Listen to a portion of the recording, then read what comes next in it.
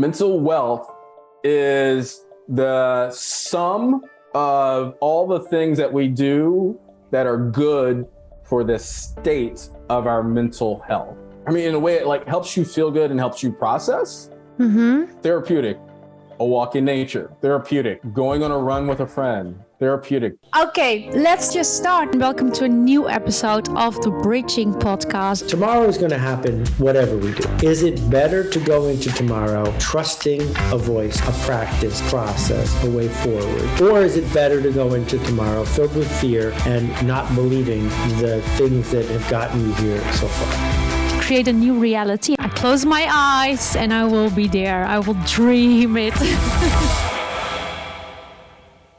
Hello, everyone. Welcome to the new episode of the Bridging Podcast. I am here together with Anthony Ware. Welcome, Anthony. Hello. So Anthony, he grew up as a latchkey kid in the Midwest of the United States. So honestly saying, I had to look it up, latchkey kid. I was like, what is that? But I know it in Dutch. It's actually literally a kid with the key on his or her neck, going home because parents are working or they are not at home. So he needs to really look after himself after school for a bit. And he and his two younger brothers were raised by his dad. And his first job was cleaning toilets for his dad's business. And funny enough, my first job was also including cleaning toilets in the grocery store, by the way. So welcome again, Anthony. But can you please, also, he's now the founder of Mental Wealth, which I really love the word, even mental wealth, not in finances, but mentally wealthy. He helps underestimated entrepreneurs, creatives, business owners create mental wealth. So my first question is, this is my introduction about you, Anthony. How do you introduce yourself when you meet someone new? That's such a great question. So I introduce myself as I'm Anthony Ware. I'm a mental wealth strategist, and throughout my life, I've had challenges to my mental health as an employee, as an entrepreneur. And so now I focus on helping folks create mental wealth. And as part of that, in my own practice, I do things like run and hang with nature, hang out in nature. And overall, I'm just kind of a curious soul about life and the planet and our role in all of this and history and that kind of stuff. Yeah. So we know each other, Anthony and I, from the Maven platform. He's also having a course, and I teach at Maven. And what I really liked, he took my attention, because when I send an email to Anthony, you get an automatic response, which I kind of copied from him with, yes, you're right. This is an automatic response. How does it go then? Anthony, do you know it from your head, from the memory? Well, I try to change it up, but yeah, really, it's like, yeah, you're right. It's the autoresponder. I don't say it in the autoresponder, but I've had my autoresponder on for going on over 3 years now. And it's because I'm privileged enough to own my own business. So, and we'll get into that, but because I do, I'm like, that's my thing. That's part of my filter is the autoresponder. And in it, it's partly because to protect my mental health and build mental wealth. And it also just lets you know what I'm up to and the best ways to contact me. Very, very nice. So in one of your interviews, Anthony, you say, I'm using my life experiences to work on the elimination of mental health challenges for all humanity. So you're working on the elimination of mental health challenges for all humanity. Can you explain that? Yes. And I guess to take a step back, thinking in terms of oftentimes when we talk about, or when mental health is talked about, it's talked about with the description of the lack of a mental illness. It's like, oh, I'm going to work on my mental health now. I'm like, really, in reality, to me, the way I look at it is you have mental health from the time you're born until the time you die, much like you have dental health and much like you have physical health. You have it. The thing that changes, or the thing that's impacted or shifts, is the state of your mental health. Mm-hmm. And really, I think outside of like only a handful of things, the challenges to our mental health have been because of what humans have done and continue to do, whether it's pollution or whether it's sexism, racism, any of those kind of things, because those things, they impact us generationally. So my vision, my intention is, like you said, it may not happen in my lifetime, but if I can move, if through the work that I do and with as an individual and with collaborators, if we can move the needle, then my life is, I've done what I needed to do during my lifetime. Okay. So before I actually go there of like, what was the need for you to work on this? I want to ask you, can you tell us a little bit about that latchkey kids? What kind of child was that? Yeah. So latchkey kid, I didn't know I was a latchkey kid, and I'll jump into the term. Like, it is exactly what you said. For growing up most of my life, it was just a part of life that I'd go to school. My dad would wake me up at like 4 a.m. Or 4:15 before he'd go to work, and I had to stay up and wake up my brothers, and we all made it to school, because Dad's rule was the only reason like I should get a call from the school is if you're sick.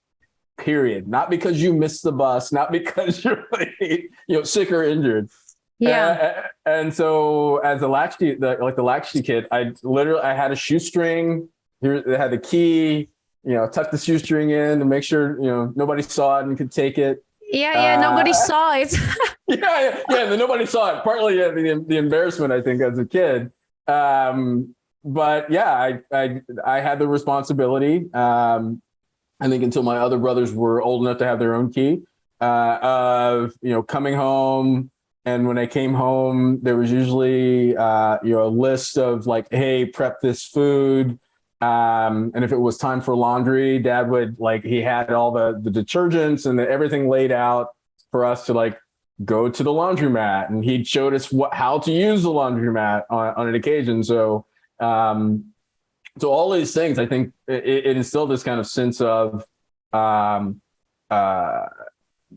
independence and self-reliance, because you had to figure it out, because you didn't want Dad to show you twice. Like that was because as parents, I already told you how to do this. No, yeah, but I'm a kid, I forgot.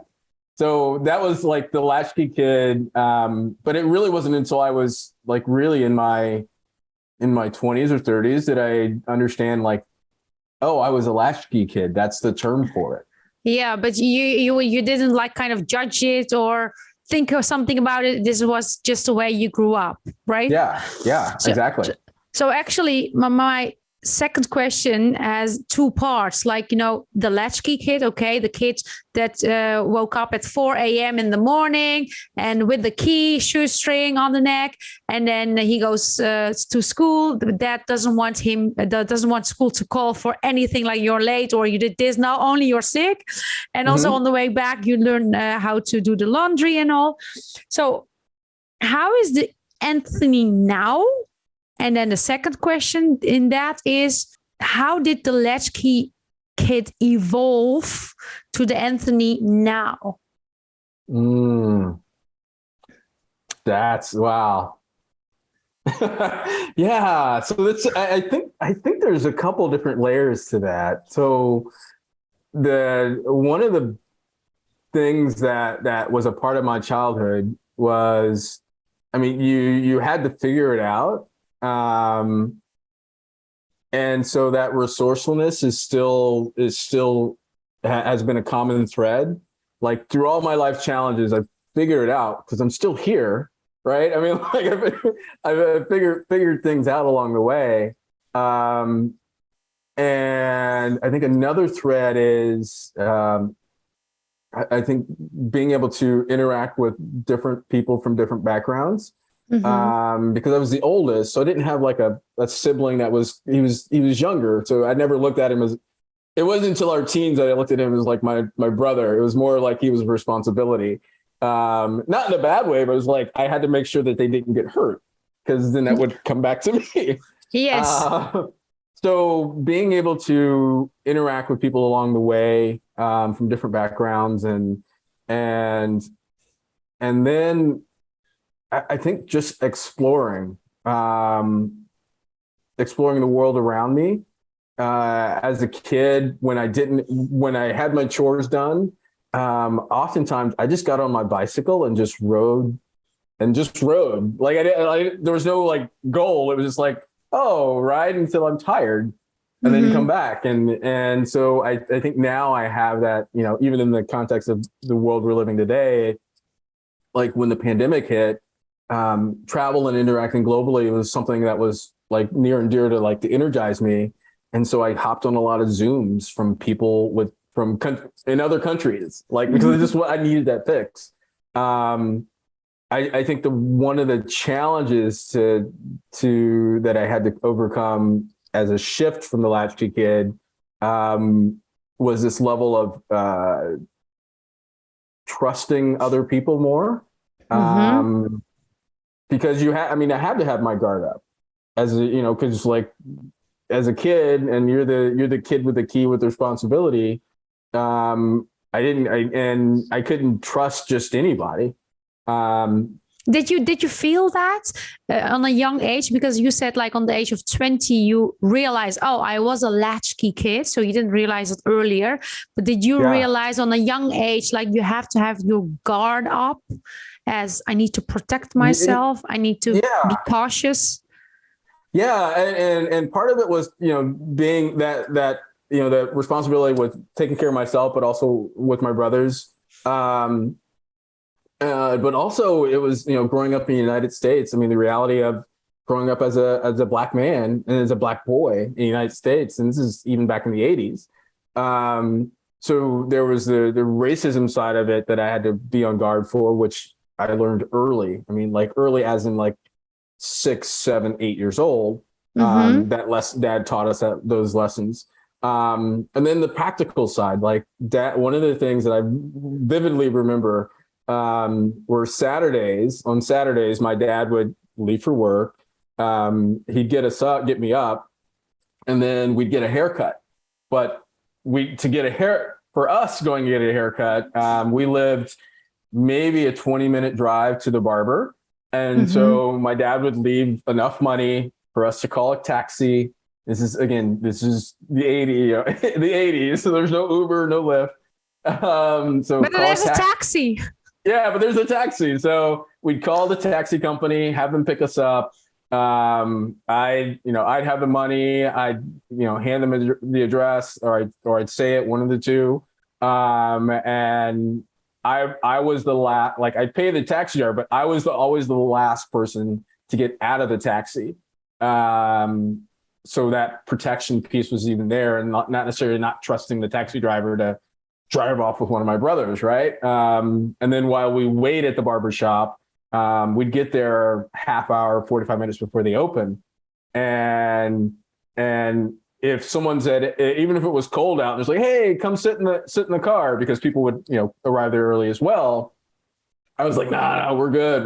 Because unless I knew you through Dad introducing us, there was no way in hell we're getting in your car. We're going to wait until the barber owners get here, because it's a small local shop. And so like those little things, back to the thread of like learning to trust more people. It was, part of it's safety. Part of it's just the whole self-reliance of it, yeah.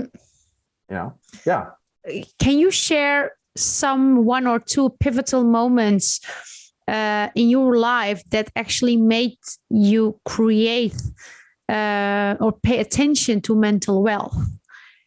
Yeah. And before we get into that, like I think during this conversation, we may bring up some things that I think it's fair to say that may be triggering or to be a trigger for folks, and making sure like if something does, as you're listening to this or watching this, please like seek help. Feel free to email me. I'll supply whatever resources I can. But you're not alone. I mean, this human existence is challenging and joyful all at the same time. So that's a very good what you said. Thank you, Anthony, for this. Oh, you're welcome. You're welcome. I think for me, there were two. I think one of the most pivotal for me was in 2003. I was living in Florida, and I came home one night from partying with coworkers. I guess one morning, it was like 4 or 5 in the morning. And my phone's ringing, and I'm like, who's calling me this early? Like, there's nobody in their right mind. And so I let it ring, goes to voicemail. I check the voicemail. It happens to be my dad, who said my brother had just died by suicide. And I'm 13 hours away, and I'm still drunk because we were out drinking. 13 hours away. And I was going to get in my car and drive the 13 hours. And fortunately enough, my ex-fiance at the time, I called her after I talked to dad, and she talked to me for like 3 hours on the phone, and which helped me kind of get settled. But so I ended up going up, and on the same day of my brother's funeral was the same day as my 10-year high school reunion. How old were you back then? So 10 years, 2003, what is that, 28? I'm 47 now. Yeah. 28. 25. Yeah. I was like mid-20s. And your brother? My brother was 22. 22, yeah. 22. And it was a pivotal moment, one, because of his death, but two, it was also kind of the beauty of humanity, because all the people at my 10-year reunion, all the people at like 600 plus people showed up to this 22-year-old young man's funeral, and that really like hit me about like mental health and the challenges that come. Because there was stuff that I know he was going through that, as I look back, I know he was going through because of things that happened well before that moment in time. And I think another pivotal moment for me was actually like 2018. So there was in 2018, I think globally, I read several stories inside the States and outside, of some entrepreneurs being either hospitalized or they died by suicide. And I looked at it and I'm like, and I had a startup since like 2008. So this is 10 years of me into like being an entrepreneur. And I'm like, the only time we talk about this stuff is when something like it gets to that point. Mm-hmm. And so I was like, we got to do better. And so I was finally in a headspace to be like, okay, the whole phrase, like, if not you, who, when it comes to like, if you see an issue, are you going to talk about it, or are you going to like do something about it? And so I think those are the two most pivotal pieces, in my life. And there's many others sprinkled, but those are the two kind of, I think, pillar pieces. So, Anthony, back in 2003, when that awful situation, I don't know what to say, actually happened. Yeah. Were you looking after yourself mental health wise, or did you feel responsible? Like, I need to look after my family, my dad, my other brother. How did you go through that process, if you want to share? Yeah, it was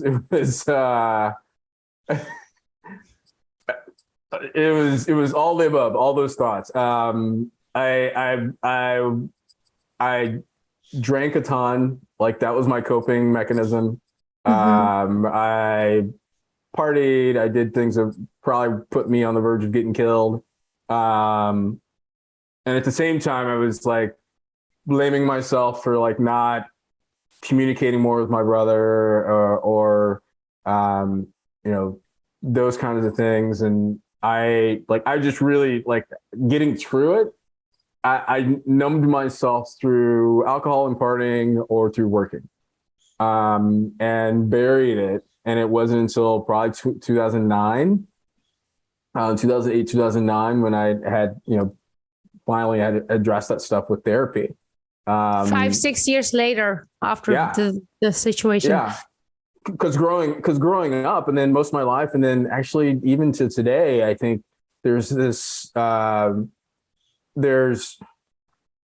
are pockets of communities, or parts of communities and people who we talk about sprained ankles, something with our teeth, high blood pressure we talk about, like, but when we talk about challenges to our mental health, it's just not, we don't talk about it. Or going to see a therapist. I don't need a therapist. I gotta, I can go talk to my priest or talk to I'm like, they're all different. Right. But there was the not getting therapy was, I think, part of the programming that I had to unlearn. And now, I mean, therapy to me is like for good, and therapy is just a part of life. Just like I have an attorney, just like I have an eye doctor. You also have a therapist. Yeah. I hope I can say, actually, it used to be also something to shame for, like you have a therapist or you go, I don't know, at least in Europe, Turkey, especially in the Turkish culture, are you crazy or something? You see a psychologist or therapist or, anyone in the psychology area. Oh, then you should be crazy. There should be something with you. And funny enough, last week I was meeting up with a friend, and she tells me, she's like, I want to tell you something really big news. And she's dating someone for a while now. And I'm like, oh, are you going to get married? And then she says, no, my mom, she started therapy. I was really like, oh my God. She was like, these are the biggest celebrations for me now. It's not about being married or whatever. No, my mom started therapy on the age of 55 or something like that. Oh, that's awesome.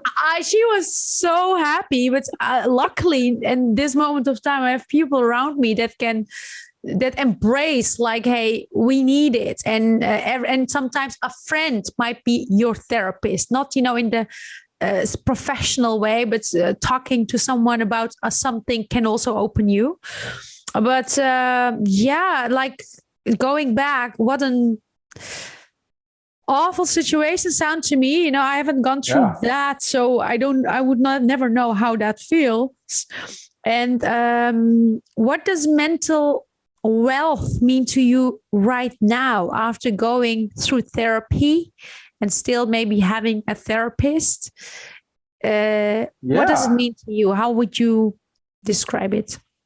Yeah, and I'd look, and as I continue to evolve, I think language matters even more than we like. It's easy to say language matters, like in theory, but in practice, language, like how we use language, really matters. So I'll break this into two pieces. And to your point of like therapy, and so there's therapy and therapists and psychologists, and in many ways, actually, those folks have been like those. Like when you go look back through history culturally, and there have been those people.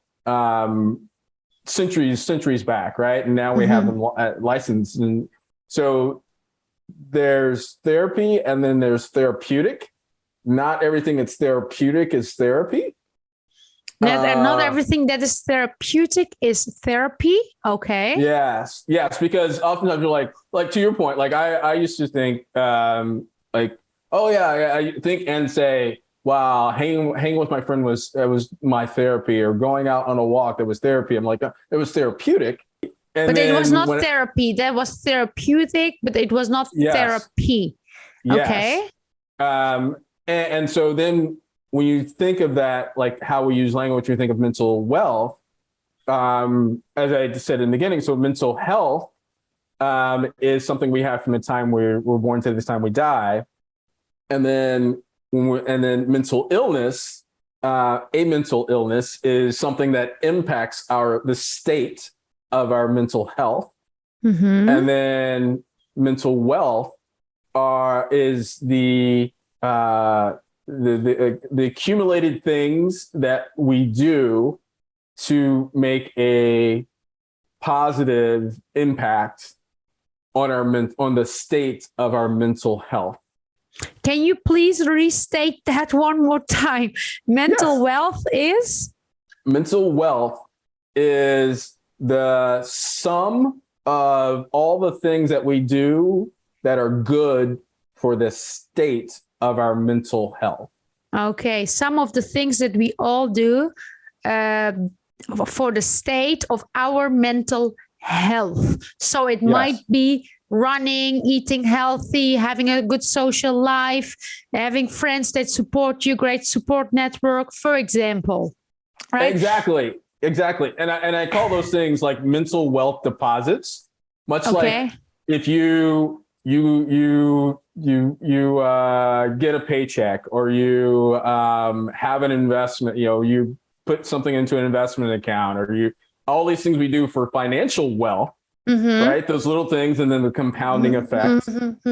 And to your point of everything you just said are mental wealth deposits that we're putting into this mental wealth bank. I get it. Like in financial wealth, it might be, bank accounts, real estate, I don't know, a car, or I don't know, stocks, whatever. And I get it. And what is the difference between therapy and therapeutic? The way I look at it is therapy is the session you have with someone who is trained and licensed in whatever country they're licensed in, and they're a professional, because there is a way that their therapists and psychologists are trained that allow them to interact with you in a way that no one else can. Like we can have like a great session and get a lot of things out, but how therapists and psychologists do what they do is totally different from a coach or a friend or a parent or a religious person that you interact with, or your spiritual guide.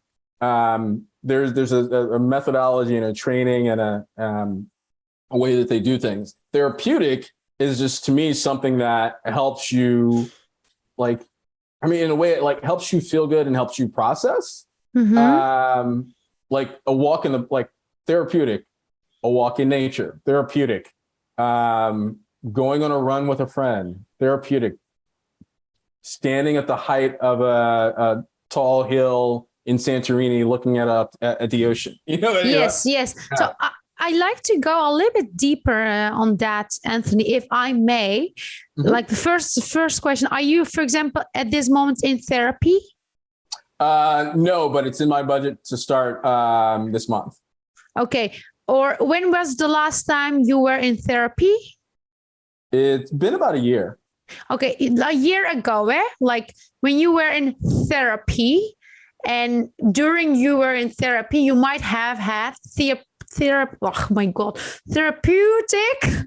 moments. Maybe when you were walking or running in the nature, having a chat with a friend. So how would you describe the difference there with the therapist, the experience, the feeling you got after going to a therapist and after having a therapeutic experience? Yes. So is this a difficult question, complex question? No. Well, it's a complex question, but it's needed. And by the way, like when it comes to going to therapy, not every moment in time in your life do you actually need a therapist. But I think having a therapist on your team through all the cycles of your life, the good and the challenging,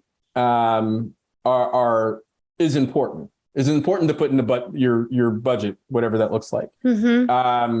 So in the sessions with a therapist,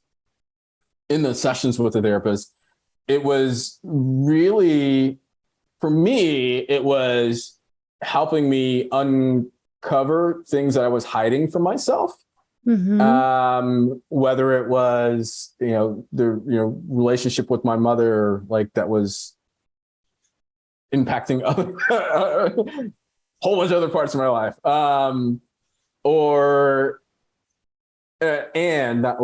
And being able to, I think that there's a level of awareness between me and myself. When it comes to something as therapeutic, and that was therapeutic, right? It helped me. And there was some pain to it, much like when I had physical therapy on my ankle that I broke and that has screws in it. Like there was pain, but there was also a relief after some time. Therapeutic, for an example, would be like I've had a really heavy, stressful week. And then when I go out on a run, there's something about the shift in the chemicals and the endorphins and the physicality of it and interacting with nature and the memory recall from other runs that have gone in other places that help me relieve this weight that I've had for the week. And so that's where I think when you say both of them are therapeutic, but only one of them was therapy. Yeah. So, okay. Like, let's say then for a moment, I just put the therapy on the side because I'm not a therapist. You're not a therapist, but you are an expertise in mental wealth. Let's say person X that is listening to this right now, she or he thinks like, hey, okay, I don't need to see a therapist, but I really want to work on my mental wealth. I would like to build mental wealth that suits me. So what would you recommend to this person that wants to start to really pay attention to her mental wealth? Yeah, that's a good question. I think it's the first thing that I would recommend is to make time for yourself, because odds are that person has not made time for themselves in a long time. If you're asking that, like if you're coming from, when I say make time for yourself, it's truly like, when was the last time you actually scheduled nothing? Actually, honestly, I find it really difficult, Anthony, even though I go to the forest for a walk, I live by myself. And then even I have my phone with me, or I listen to a podcast. I mean, there's always something going on. And then I promise myself, I'm just going to walk in the forest like nothing. And then I don't know, I got ideas and all. It never stops. Yeah. And that's and I say that, and I know there's this is coming from a place of privilege because I don't know when my dad, raising 3 boys, had time for nothing because he had like 2 jobs. And so, but I think the core of it is, the reason why I say that is coming back to understanding, like, you're looking at your lived experience in your life, and doing that through just like a simple reflection of like all of your life, much like you asked me, like, when did this happen in your life? What did you kind of learn from it? And one of the exercises that I have people do in practices is to do this kind of like life map. And it's been seen, like the practice is seen in many different formats, but it ultimately is like, I'm 47. Let me break my life up into thirds. What are some good things that happen in each third? What are some challenging things that happen in each third? And then every 15 years or something like that. You're like first 15, the second 15, and then the 16, 17. Yeah. And then if you're 60, then it's every 30 years. So yeah, just break it up. And doing this, you can do it on a piece of paper. You can do it on a big board, Post-it notes, crayon, whatever you need to like just be and create. Like I had a client one time, she used on her closet doors to her wardrobe were mirrors. And so she had it was like at least like 6 feet. What's 6 feet? Like 2 meters, 3 meters? Yeah, 2 meters. 2 something meters. like that. So it was like 2 to 3 meters. And then she just put like Post-its. She had Post-it notes and like that grease markers and all that, like got creative. And so what you do when you look at your life objectively, as if you're reading a book, as opposed to subjectively or critically, like you're not looking at it like, oh, I did this and that was horrible. You're like, no, this happened and this happened and this happened. Much like I'm telling you a story about my life. Yeah. And then you give yourself a couple of days away from like what you just created, because you're going to have some memories come up in your dreams. You're like, oh, I haven't thought of that in a while. And then what you'll come back to is you'll see themes that sum up kind of the pieces of your life, whether it's community or like when I say travel. The reason why I said travel earlier was a big piece for me was because along my life, my dad, like early on, my dad showed me pictures of he served 2 tours in Vietnam, the Vietnam conflict war, whatever you want to call it. But he showed me the beauty of the country, but also the horrors of war.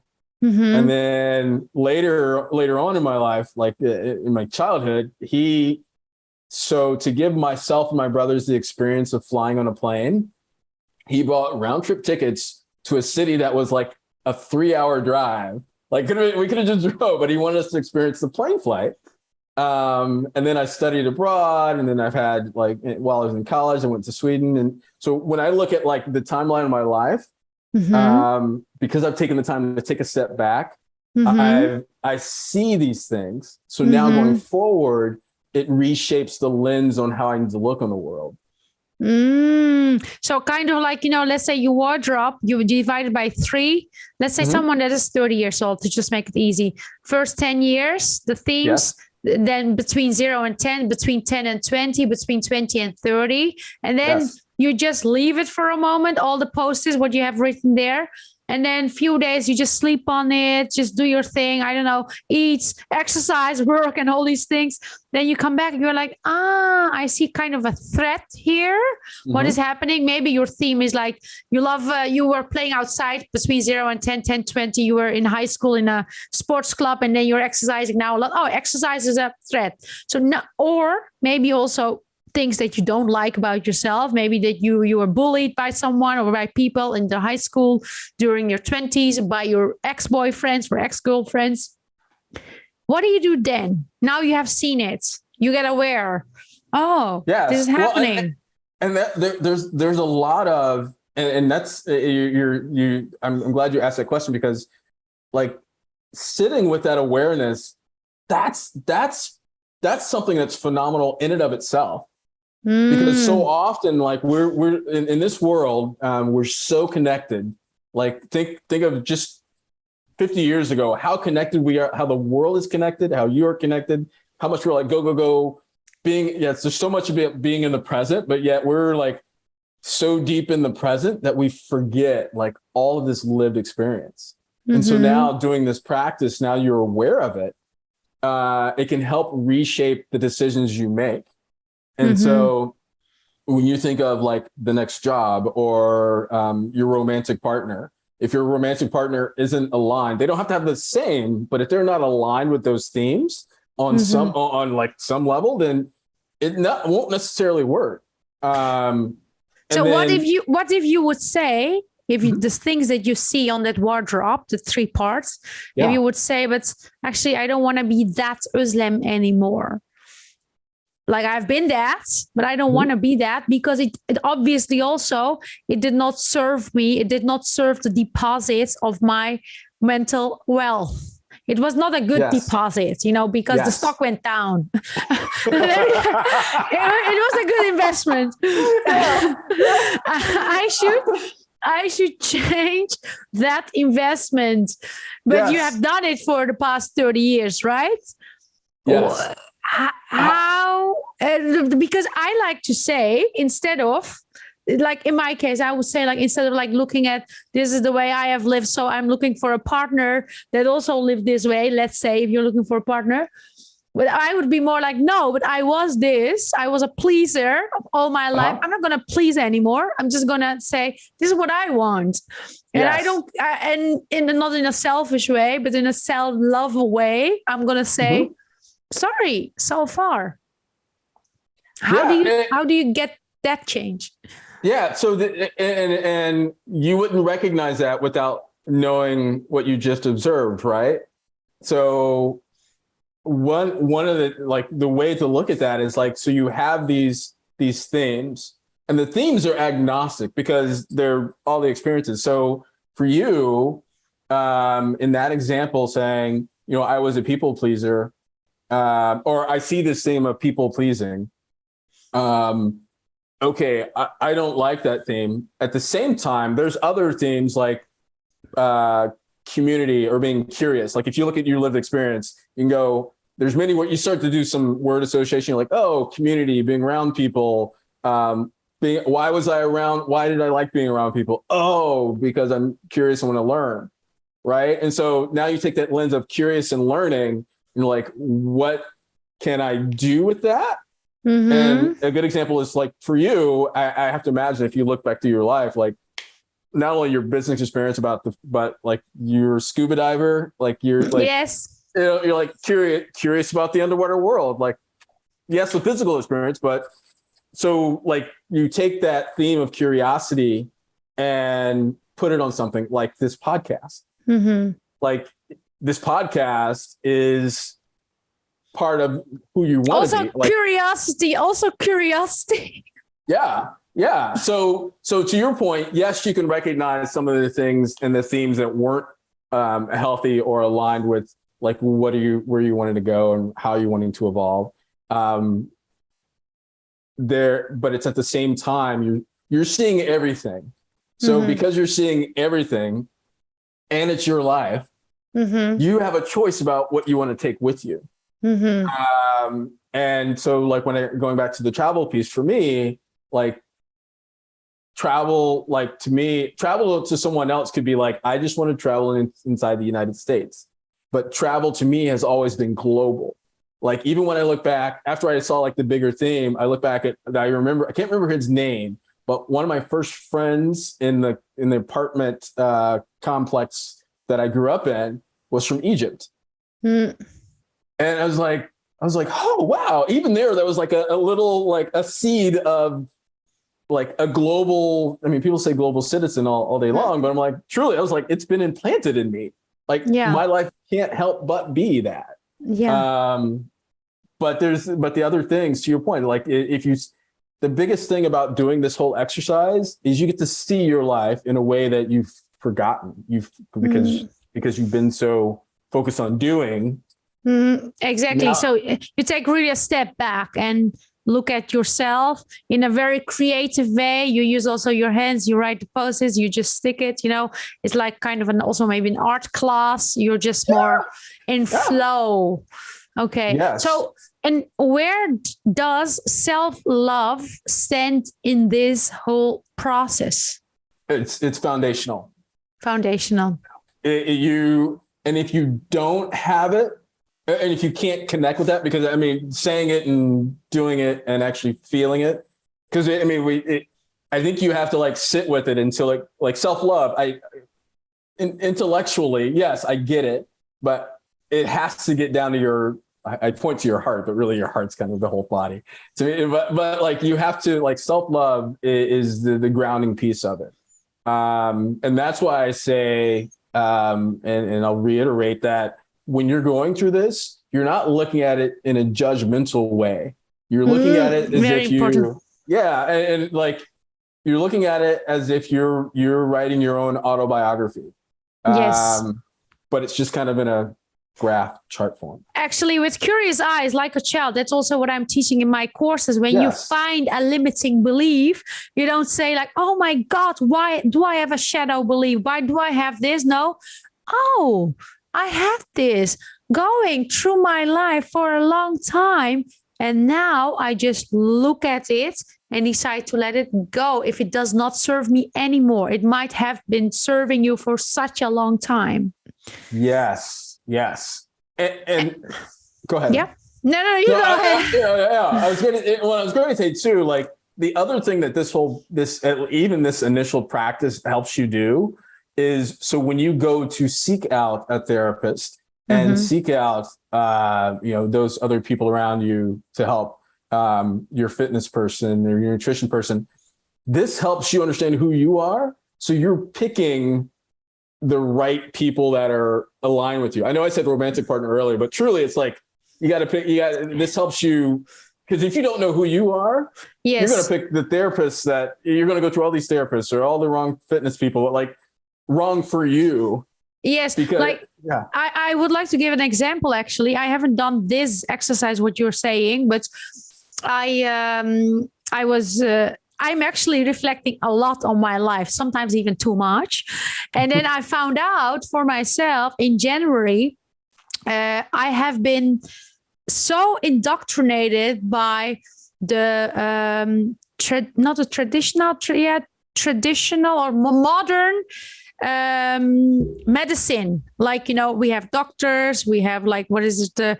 When you have something with your nose, you go to the doctor for the nose, and etc. And I've been really believing in that. And also my parents, there's something, you just use a medicine and you just get rid of it, or it all happens. It will be okay. But I have been believing in it for the past 20 years in my life. And I was like, let me just get a totally different viewpoint. There's something with one of my body parts. And I was like, I just need to get another viewpoint. So the first time in my life, I went to an acupuncturist. Weird.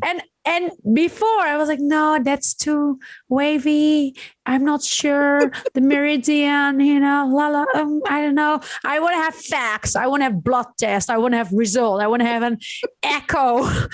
All these scans, all believing in that. I was like, no, let me just go to an acupuncturist.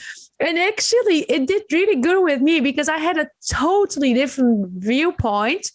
Yes. And also kind of evaluating what I have been doing the past 20 years. So that was one of the shares. But I have another question about this self-love. You said it's fundamental. I get, and I'm sure some of the listeners might also get very confused between being selfish and loving yourself. Like, I have had a long time difficulty with loving myself for such a long time. And I'm getting better at it, but I catch myself at moments like, no. And I'm a pleaser, as Oprah Winfrey also was a pleaser. And what happens, I'm kind of pleasing people, pleasing until I get a moment of, I'm just done with you. And then I'm just like, shouting. Like, there's not a balance but actually it both comes from the same source of not loving yourself. It's just being able to say, I want to help you, but not this moment because I just want to go for a run, or I don't want to go outside. So I am perceived, especially in my family, as selfish. So because I just get upset at the moment. Like, I'm just like, no, I'm not going to do it anymore. But actually, I am trying to love myself. It's like kind of misperceived. How do you balance between being selfish, or what is the difference between being selfish and loving yourself? Yeah. This is so good. Well, and I want to ground real quick on your comment about acupuncture, which I think was beautiful. I'm so happy that you expanded what you have available to you. Yes. Because I think a lot of this, and even this, I'll get to the self-love and selfish, is grounded in this, like, who started it that acupuncture or Reiki or all these things were woo-woo. Like, who started that? Who benefited from saying that these were that, right? And so, yes, because when you think back culturally, like centuries ago, all of these things didn't have, let me get the test for it. It's like, no, you go to the shaman or the whatever, and in all these tribes and countries around, in around the world, and people were healthy as they could be mentally and physically. And so like coming into this, and I'll tie like now thinking in terms of how self-love and selfish and all this, I mean, like grounding it from that perspective, I think helps. Because if you think about self-love, like is loving you for like all of you, like the good, the bad, the challenging, the quirky, the weird, whatever you want to, all of you. Selfish, I think it's truly the best form of self-love that you can do. It's only negative because somewhere along the line, someone benefited from saying the word selfish was a negative thing. Like to me, it's like I'm starting to like really explore in this kind of period of my life, like who benefits from the term being used in whatever way it's being used. And so thinking like the actual kind of practical side of it, selfish is you paying attention to self. Yes. Now, at the same time, like if you're paying attention to yourself and still doing things detrimental to yourself, then that's like not healthy, right? I mean, it needs to change. Like that needs to change because, the self-love is doing things to help you. To build a good mental wealth. Build your mental wealth, which impacts your physical wealth, which impacts how you interact with the world. And I think oftentimes if you have someone saying, Özlem, you're being selfish. Like, why are you saying I'm being selfish? Is because is that person still locked into who they want you to be? An older version of you? Yes. Yeah, they might know that is the way they know you. Like, this person does this for me, that for me, that for me. Yeah. And they're putting their beliefs, their perceived notion of you, how they want you to move through the world on you.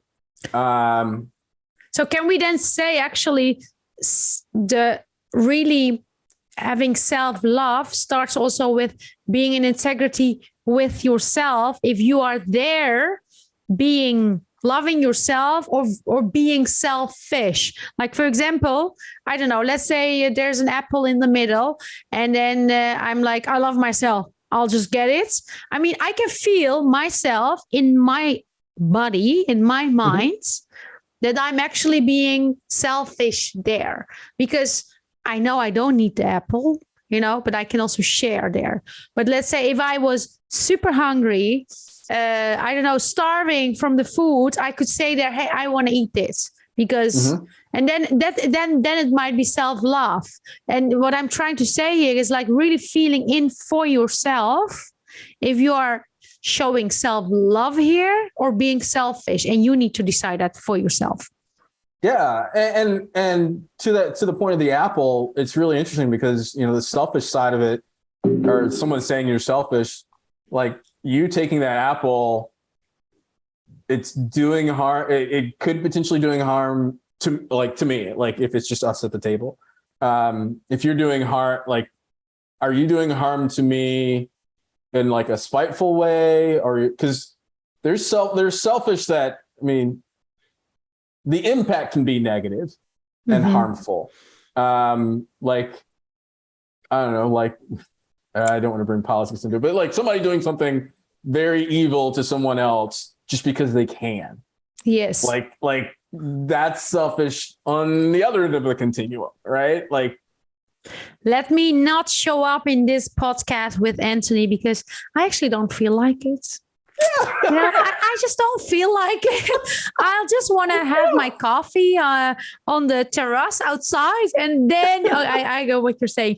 Before I'm going to ask you my last question. Before that, I want to ask if people say Anthony, where he lives in Portland, Oregon in the States, but where can I find him online? Yes. The easiest way to find me online would be Twitter and LinkedIn. You can do LinkedIn as well. Just Anthony Ware. Look for this face.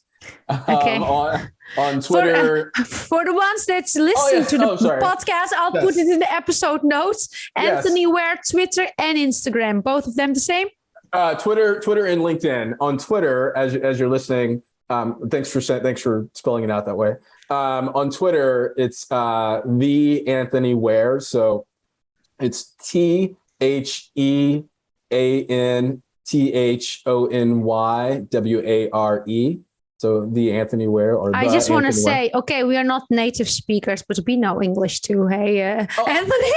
Well, I'm thinking of like slow writers. I'm thinking of slow. Like I read slow and I write slow. Okay. So like I have to like. So I'm like, oh, some people speak so fast. I'm like, oh, okay. I gotta. Yes. Okay. Yep. Thank you. Yes. Anthony Ware. So Anthony Ware. The Anthony Ware. The Bridging Podcast is about taking the listener on a bridge, sometimes to a familiar place. You know, people might have listened to your story. They might have recognized things, found themselves in your stories. Or sometimes they, on the Bridging Podcast, we take them to a new place. If you could take the listener on a bridge with you, it might be a physical place, it might be a place in their mind, where would that be? I would take them with me on a bridge that leads them closer to their true self, whatever that looks like for them. Go through your true self today, please, before you sleep. Thank you so much, Anthony. I highly appreciate it. It was a pleasure having you here, and thanks for your being vulnerable. Thank you so much. My pleasure. Thank you.